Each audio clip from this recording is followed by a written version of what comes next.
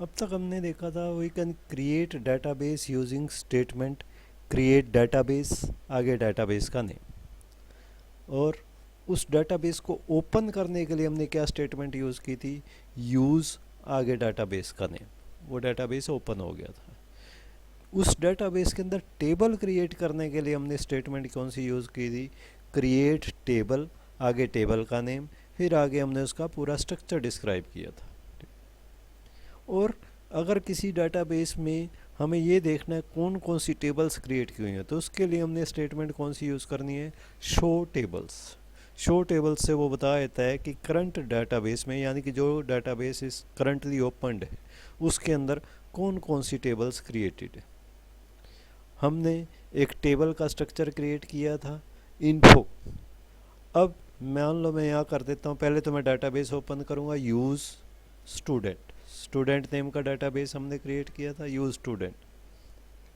अब सबसे पहले अगर मान लो हमें पता नहीं है कौन कौन से डाटाबेसेस हैं, तो मैं ये कर सकता हूँ शो डाटाबेसेस। तो ये हमारे को डाटाबेसेस का नेम शो कर देगा, सेमीकोलन। ये कमांड इशू करते ही ये हमारे को डाटाबेसेस का नेम शो कर देगा। माई एसक्यूएल में जो भी डाटाबेसेस हमने क्रिएट किए हुए हैं ये शो कर रहा है, information schema, my SQL, performance schema, student, test. इसमें से ये 4 डाटाबेसेस तो ऑलरेडी क्रिएटेड होते हैं बाय डिफ़ॉल्ट, और स्टूडेंट हमने क्रिएट किया था। अब स्टूडेंट डाटाबेस को ओपन करने के लिए हमने क्या स्टेटमेंट यूज़ की थी, यूज़, फिर आगे स्टूडेंट, यूज़ डाटाबेस का नेम, यूज़ स्टूडेंट, सेमीकोलन। इससे क्या होगा, डाटाबेस चेंज हो गया।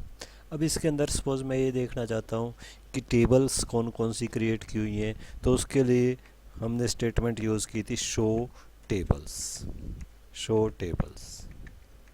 इससे वो टेबल्स की लिस्ट शो कर देगा। ये एक ही टेबल शो कर रहा है, इन्फो, इन्फो नेम की टेबल हमने क्रिएट की थी। अब सपोज़ इस इन्फो टेबल के अंदर हम रिकॉर्ड इंसर्ट करना चाहते हैं, बट रिकॉर्ड इंसर्ट करने के लिए पहले तो हमें इसका स्ट्रक्चर पता होना चाहिए, इसके कॉलम्स के नेम पता होना चाहिए। सपोज़ इसके कॉलम्स के नेम हमें ध्यान नहीं है, तो हम देखना चाहते हैं इसका स्ट्रक्चर क्या है। स्ट्रक्चर देखने के लिए 2 स्टेटमेंट हम यूज़ कर सकते हैं। एक तो है डिस्क्राइब, DESCRIBE, डिस्क्राइब, फिर आगे टेबल का नेम, डिस्क्राइब इन्फो। ये बता देगा।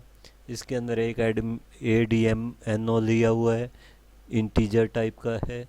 11 इससे अपने आप ही इसकी लेंथ ली हुई है। नल, यस, नल दिया जा सकता है। डिफ़ॉल्ट वैल्यू नल है। नेम वेर कैर टाइप का है, 20 करेक्टर हमने लेंथ दी थी, नल दी जा सकती है। एड्रेस वेर कैर है, 50 करेक्टर है, नल का मतलब इसको खाली छोड़ा जा सकता है, ठीक है। मोबाइल इंट टाइप का, इसका भी इसने बाय डिफ़ॉल्ट 11 ले लिया है। अब टेबल का स्ट्रक्चर देखने के लिए हम एक और भी स्टेटमेंट यूज़ कर सकते हैं, दैट इज़ शो कॉलम्स।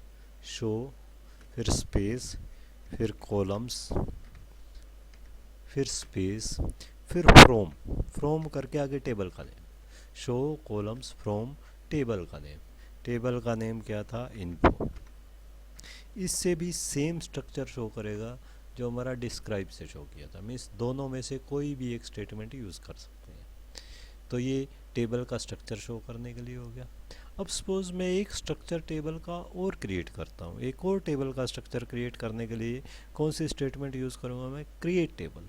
उसी स्टेटमेंट को रिमाइंड करने के लिए मैं एक और स्ट्रक्चर क्रिएट कर रहा हूँ, क्रिएट टेबल। अब क्रिएट टेबल का क्या सिंटैक्स था, क्रिएट टेबल, आगे टेबल का नेम। सपोज मैं मार्क्स नेम से टेबल क्रिएट करता हूँ, एक न्यू टेबल, फिर एंटर, राइट एरो आ जाएगा which will show that command is not completed, left parenthesis start करके। फिर अब हमें फील्ड्स को डिफाइन करना है। फर्स्ट फील्ड मैंने ले लिया ADMN, एडमिशन नंबर के लिए ये इंटीजर टाइप ले लिया। इसकी इंटीजर टाइप की मैक्सिमम लेंथ बाय डिफ़ॉल्ट ये 11 ले लेते हैं। फिर एंटर कर दो। नेक्स्ट फील्ड दे दिया मैंने क्लास, क्लास, क्लास को मैंने किस टाइप का दे दिया, वेर कैर टाइप का दे दिया, वेर कैर, और इसकी मैक्सिमम लेंथ दे दी है मैंने 10, क्योंकि कैरेक्टर टाइप का इसकी लेंथ खुद डिफाइन करनी पड़ेगी। ठीक, फिर कोमा, नहीं तो अदरवाइज ये 50 ले लेगा जो बहुत ज़्यादा हो जाएगी। फिर कोमा दे के एंटर। नेक्स्ट, नेक्स्ट फिर से क्या ले लो, रोल, इंटीजर टाइप का एक फील्ड ले लो। वैसे हम रोल नंबर के लिए चाहें तो शॉर्ट वैल्यूज़ वाला भी कोई फील्ड ले सकते हैं, बट हम यहाँ इंट टाइप ही लेके चलते हैं सभी को एक बार। न्यूमेरिक वैल्यूज़ को विदाउट डेसिमल पॉइंट वाली न्यूमेरिक वैल्यूज़ को सबको इंट टाइप का ले लेते हैं। फिर इंग्लिश, इंग्लिश के मार्क्स एंटर करने के लिए इसके लिए भी शॉर्ट वैल्यू टाइप का कोई फील्ड लिया जा सकता है, लेकिन हम इंट लेके चलेंगे एक बार। फिर हिंदी, हिंदी के लिए भी हम इंट टाइप ले लेंगे। और लास्ट फील्ड है सपोज हमारा मैथ्स, मैथ्स ये भी इंट टाइप।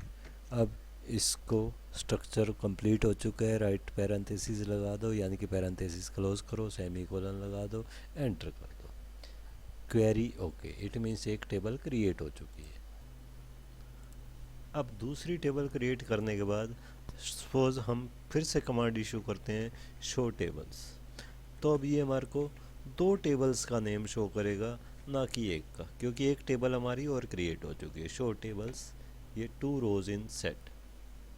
नाउ सपोज ये जो सेकंड हमने क्रिएट किया, सेकंड टेबल कौन सी, मार्क्स वाली, इसका स्ट्रक्चर देखने के लिए क्या यूज़ करेंगे, स्ट्रक्चर देखने के लिए डिस्क्राइब मार्क्स।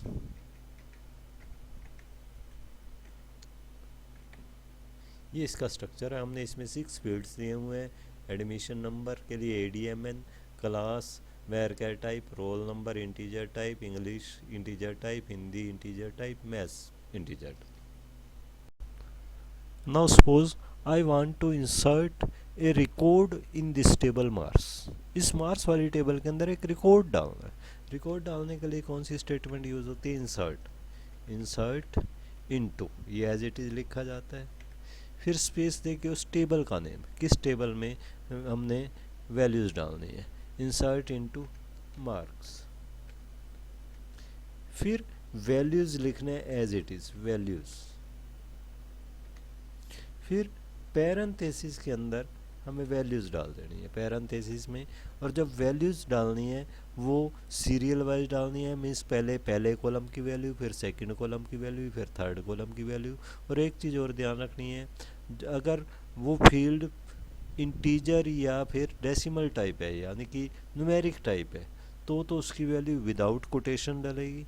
लेकिन अगर डेसिमल के अलावा यानी कि न्यूमेरिक के अलावा कोई भी और टाइप है, चाहे इंट या डेसिमल के अलावा, यानी कि न्यूमेरिक टाइप को छोड़ के कोई भी और टाइप है, चाहे वो डेट है, चाहे वो कैर है, चाहे वेर कैर है, उसकी वैल्यू हमें कैसे डालनी है, डबल कोट्स के अंदर डाल के देनी है। जैसे अब ADMN की वैल्यू मैं क्या डालूँगा, मान लो मैं देना चाहता हूँ 1001 बिना भी किसी कोट्स के। सेकंड है क्लास, जो वेर कैर टाइप है, तो इसकी वैल्यू कोट्स में आएगी, कोट्स दे के 10th, जो भी वैल्यू डालना चाहे। फिर कोमा, फिर third value, third roll number की वैल्यू 5 दे दी। फिर इंग्लिश के मार्क्स 65 दे दिए, हिंदी में 75 दे दिए। फिर मैथ्स फील्ड है, उसमें मैंने 87 दे दिए। फिर पैरेंथेसिस क्लोज करना है और सेमीकोलन दे के एंटर की प्रेस कर देनी है। जैसे ये करोगे ये आ जाएगा क्वेरी ओके, इट मीन्स एक रिकॉर्ड ऐड हो चुका है।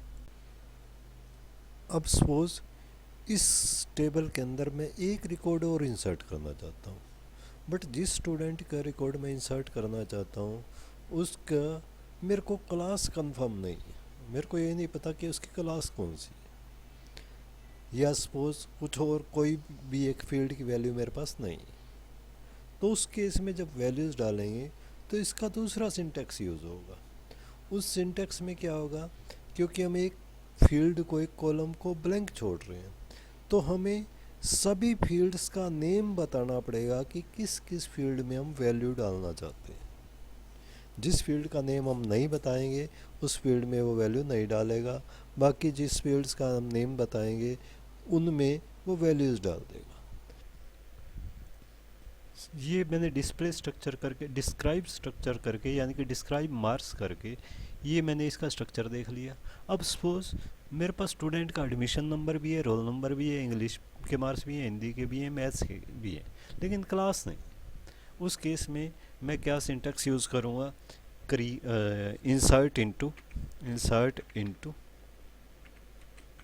फिर टेबल का नेम क्या है, मार्क्स। फिर सबसे पहले क्या देना है, फील्ड्स का नेम, ADMN, जिस में वैल्यू डालनी है, ADMN, कॉमा, रोल, क्लास को छोड़ दें क्योंकि क्लास की वैल्यू मेरे पास नहीं है, ठीक। फिर ENG, फिर कॉमा, फिर हिंदी, फिर कॉमा, फिर मैथ्स,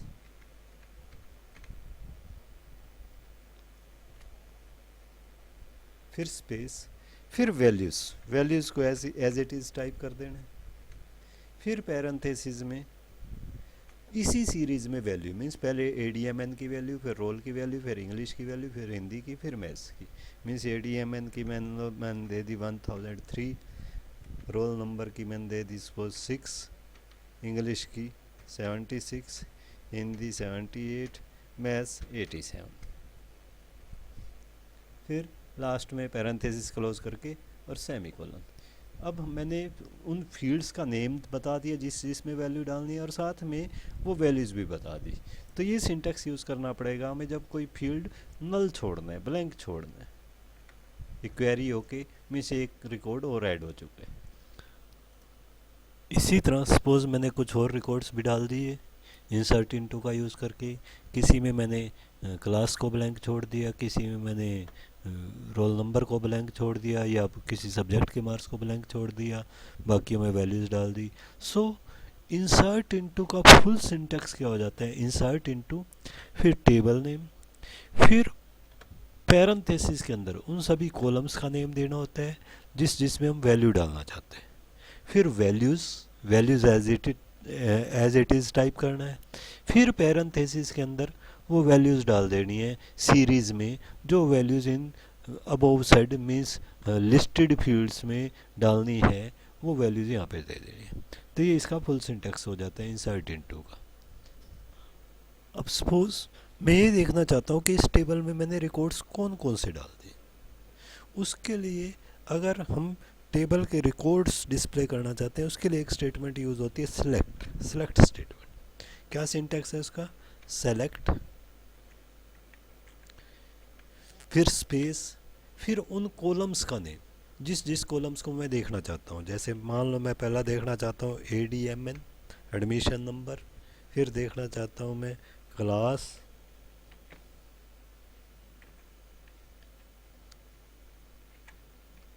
फिर रोल, और फिर इंग्लिश। मान लो मैं ये 4 ही कॉलम की वैल्यू देखना चाहता हूँ, ठीक। फिर फ्रॉम, टेबल का नेम क्या था हमारा, मार्क्स। मीन्स सेलेक्ट, फिर कॉलम नेम्स, फिर फ्रॉम, फिर टेबल नेम। इससे क्या होगा, ये 4 ही सभी स्टूडेंट्स की इन 4 कॉलम्स की वैल्यू शो कर देगा। जिसको हमने नल छोड़ा हुआ, ब्लैंक छोड़ा हुआ, उसको नल शो कर देगा, ठीक, और बाकी में ये वैल्यू शो कर देगा। अब ये तो था सिंटैक्स जब मैं कुछ पर्टिकुलर रिकॉर्ड देखना चाहता हूँ, मीन्स कुछ पर्टिकुलर कॉलम्स देखना चाहता हूँ। इसमें क्या करना पड़ेगा मेरे को, सेलेक्ट, फिर कॉलम नेम्स, फिर फ्रॉम, फिर टेबल नेम। यानी कि सेलेक्ट सभी कॉलम्स का नाम जो भी मैं देखना चाहता हूँ, फिर फ्रॉम, फिर उस टेबल का नाम जिसमें से रिकॉर्ड देखना है। अब सपोज किसी टेबल के मैं सभी कॉलम्स की वैल्यू देखना चाहता हूँ, मीन्स कोई पर्टिकुलर कॉलम्स की वैल्यू मेरे को नहीं देखनी, हर कॉलम की वैल्यू शो करनी है। तो हर कॉलम की वैल्यू डिस्प्ले करने के लिए हमें कॉलम नेम लिखने की ज़रूरत नहीं है। उसके लिए क्या सिंटैक्स यूज़ करें, सेलेक्ट, फिर star means each and every field, her field को डिस्प्ले करना है। फ्रॉम, टेबल नेम क्या थी हमारी, मार्क्स। अगर हम select star from table name दे देते हैं तो उस टेबल के वो सभी फील्ड शो कर देते हैं।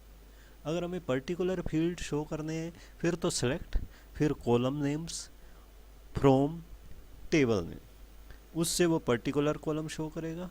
बट अगर हमें सभी के सभी कॉलम्स देखने हैं तो इसके लिए क्या करते हैं, select star from table name, उससे सभी के सभी रिकॉर्ड्स डिस्प्ले हो जाते हैं।